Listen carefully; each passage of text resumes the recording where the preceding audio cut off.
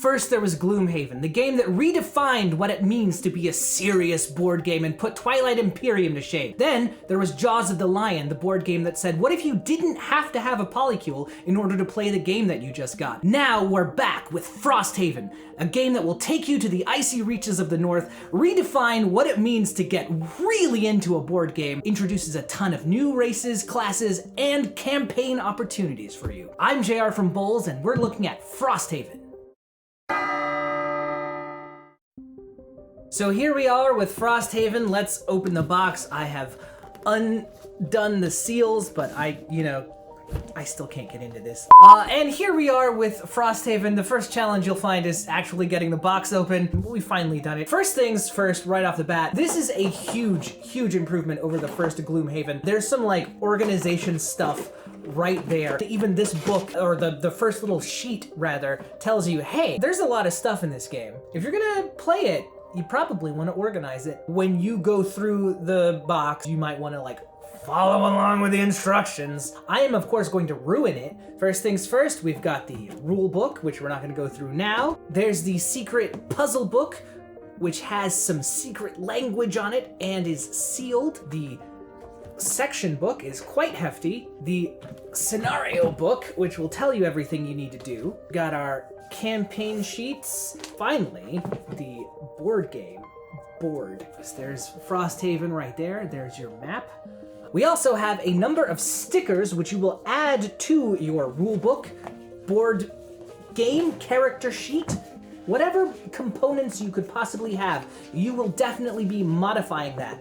There are a number of additions and upgrades that you can add to the Outpost map. These are for dealing with the things that you find and recover as you play through Frosthaven. And then finally, we get to the meat and potatoes of the box. If you've played Gloomhaven, this will doubtless be familiar to you. These are your reference sheets, which also come with all of the different icons and numbers and not quite AI things that you'll need for the game. You have all of the punch out pieces and specific scenario setups, damage icons. It goes all the way up to 20, so that's worrying.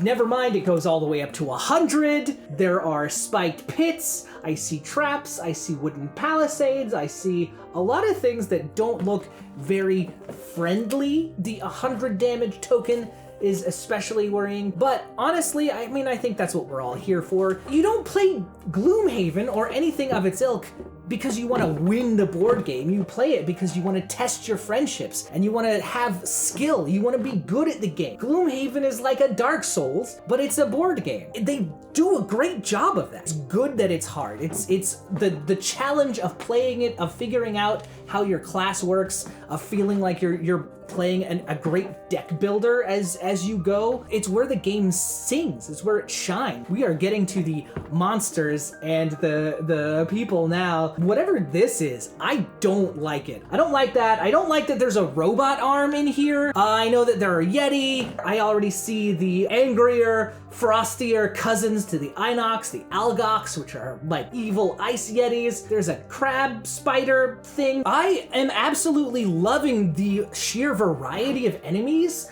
that I am seeing here. One of the things that Gloomhaven had, it felt a little bit repetitive. There's so much variety here. I see ice demons, fire demons. There is a fish on top of a mountain that looks like it is also a demon maybe. There's some golems in here. I just cannot wait to get to like dive in and play through and see what it is all like. They are all very helpfully labeled what number and side they are so that you can look for them. One of the things that they've always done extremely well at Cephalofair Games is make sure that you can organize, and even if you are the kind of person who goes through like a maniac and punches everything out without stopping to read the instructions to figure out what piece is what and how much of each you should have, you can still go through and find what you need. The dungeon board spots have, number 9C or 8B, and they are clearly marked where they're supposed to fit together. I love that there's just a polar bear here, along with eldritch horrors that look like they'd be at home straight out of the Cthulhu mythos, and the hits just keep coming. While we are getting multiples of lots of monsters, I feel like as we've been going deeper and deeper, there's just been a lot more variety. It's not just like, okay, here are rats and here are demon rats, but there's wolves, there's cultists, there's demons, there's algoxes, there's slingers, there's these red gribbly things that look like they're made out of blood, and of course, your friend and mine jumping right off of the cardboard sprue, the inert, waning, and strong element chart. This is the key to mastering any Gloomhaven / Frosthaven type of game. If you've never played one of these before, I do just want to say learning how to use this part of the game is what leveled up my group's play and changed it from us kind of struggling to get through even the more like medium scenarios and allowed us to challenge even the hard ones. Feel like we're right at the end of all the little cardboard punch-out sections,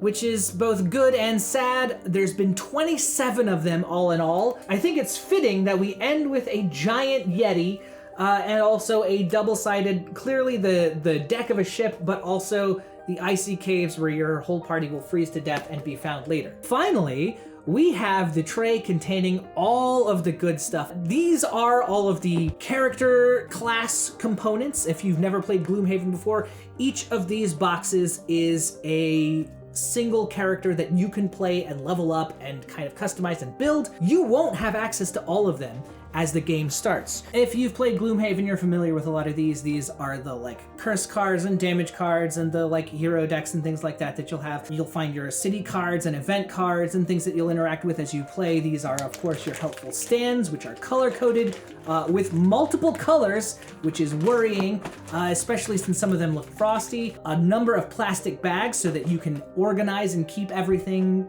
the way you want. I love the storage that I'm seeing built in. I think they definitely learned their lesson. You can't see it yet, but you're about to.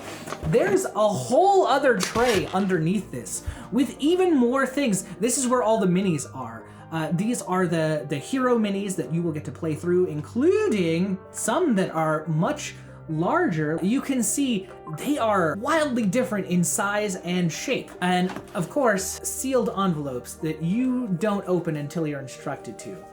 And just making sure there's no secret. Although I wouldn't be surprised if at some point they tell you to go through and like slit open the cardboard because inside there's another secret thing. So we're here looking at the section book, scenario book, and rule book. The rule book, of course, tells you everything you need to know to play through the game. It is your guide to what all of this is, and it will be your friend and constant companion as you go on your journey through Frosthaven. If you're unfamiliar with any of these games, the scenario booklet, which is extremely hefty, and also very helpfully spiral bound so you can just flip it open and easily reference the sections you need to. The scenario booklet is your adventure map. If you're used to like a traditional role-playing game like D&D or Pathfinder, something like that, this is sort of the adventure book. We'll show off the first one here. It has the flavor text, the box text that you would read to your players, set up that lures you in and draws you into the world of Frosthaven. It also references the section book, which is sort of the like rules and spoiler text, and it has some in-depth thing. In this instance, for instance, it tells you that you can learn more how to play each class at the very end of the section book in 197.1, where there's like a sort of quick overview of what each of the starting classes does. It also tells you where to look to read your scenario goals, as well as more information about what to do once you've finished the scenario. Everything you play through, every mission, every adventure, every quest you go on, changes the game. You'll be faced with decisions that you will make that will branch off and make your game your own. No two games will play the same way. It's very hard to repeat this kind of a thing, but know that as you play this, you are in for an experience that is unique to your group. You don't know what encounters you're going to have. You don't know what event cards you're going to run into. You don't know how long it's going to take your party to get through each scenario. Games like this are a ton of fun. At last, that's everything in the box. There's a lot, but I'm super excited at how much there is. So that's Frosthaven.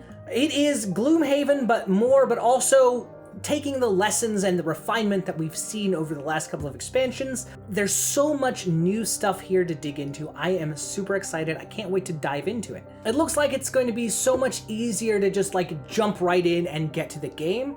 I love some of the lessons that we've already seen they've learned, both in terms of like the structure and layout of just even unboxing it, and getting right to the point where you can just play the game. It looks like it's going to be a lot more beginner friendly as well, at least at the start. I've heard that it can get real challenging as you go through it.